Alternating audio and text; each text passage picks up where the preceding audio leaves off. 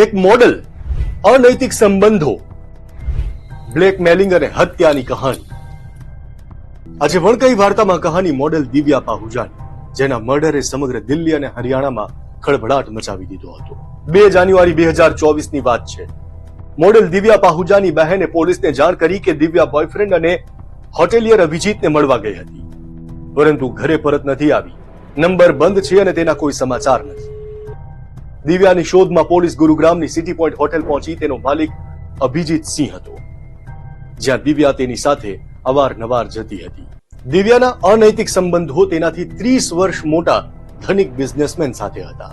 CCTV ફૂટેજમાં Divya હોટેલના room number 111 માં જતી જોવા મળી. જ્યારે રૂમ ખોલવામાં આવ્યો ત્યારે સ્થિતિ ભયાવહ હતી. આખા રૂમમાં લોહી હતું, પરંતુ ક્યાંય લાશ નહોતી. તપાસમાં વધુ એક સીસીટીવી ફૂટેજ મળ્યા, જેમાં સ્ટાફ દિવ્યાની લાશને કોરિડોરમાં લઈ જતો દેખાયો.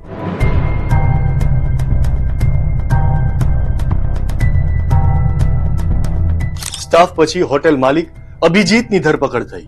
અભિજીતે પોલીસ તપાસમાં તેનો ગુનો કબૂલ્યો.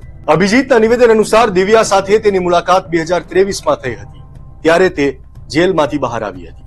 એક સમયે દિવ્યા ગેંગસ્ટર સંદીપ ગડોલી સાથે રિલેશનશિપમાં હતી. સંદીપનું મુંબઈમાં એન્કાઉન્ટર થયું હતું ત્યારે દિવ્યા તેની સાથે હતી. તપાસમાં જાણવા મળ્યું કે હરિયાણા પોલીસે અંડરવર્લ્ડના દબાણમાં સંદીપનું નકલી એન્કાઉન્ટર કરાવ્યું. આખો વિડિયો જોવા માટે ડાઉનલોડ કરો દિવ્ય ભાસ્કર એપ.